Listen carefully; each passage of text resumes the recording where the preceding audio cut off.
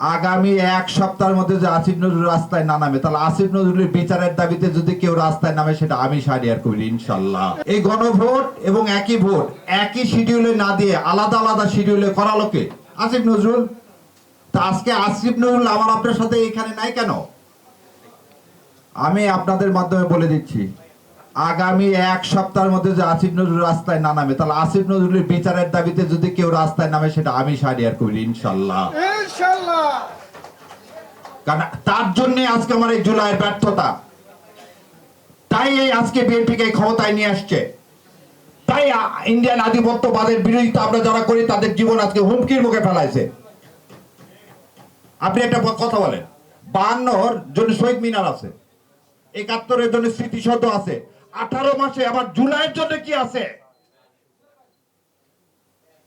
71 মুক্তিযুদ্ধের আপনি লিস্ট করছেন, 18 মাসে আবার জুলাই যোদ্ধার লিস্ট করেন এখানে। ভাগ করলো সেখানেও কি শহীদ আর আহত। আরে শহীদ আহত তোমার কাছে কি আমরা চাইছি? আমি তো বাংলাদেশ চাইছি রে বাবা, জীবন দিয়েছি কি কোনো কিছু বিনিময়ে? তা তুমি জুলাই যোদ্ধাদের লিস্ট করলা না কেন? ও লিস্ট করেনি কারণ এই জুলাই যোদ্ধারা বেশিরভাগ হচ্ছে যুবক শ্রেণী। তাহলে আজকে কি করা হচ্ছে? আজকে যেটা বলা হচ্ছে যে বিচার বিভাগ, আরে বিচার বিভাগ না, তারা একটা বডি তৈরি করতেছে মাথা বাদে। তো মাথা না থাকলে সে বডির কোনো মূল্য থাকে? মূল্য থাকবে না। আর আপনি তো খত দিয়ে দেশে আসছেন, সৎ সাহস আছে বলার যে 2/3 মেজরিটি জনগণের ভোটে আসছি। আসিফ নজরুল্লাহ কি মেকানিজম করে দিল, আপনি রাতের বেলা হঠাৎ করে সময় টিভিকে কিনে ফেলে দিলেন, সন্ধ্যাবেলা থেকে দেখালো বিএনপি এত আর জামাত এত, তার একটু পরে আপনি চেঞ্জ করে দিয়ে বিএনপি এত জামাত এত। এটা তো সবাই দেখছে, এটা তো আর কোনো লুকা ছাপার কিছু নাই। ঢাকা শহরে উনি হেরে গেছেন, তারপর ওনাকে জিতায় দেওয়া হয়েছে।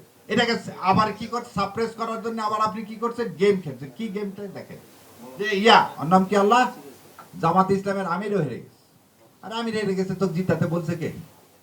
প্রমাণ দে যে আমির জামাত হেরে গেছে, তার কি নাই হেরে গেছে? তো তোমার জিতাতে বললো কি আসিফ নজরুল?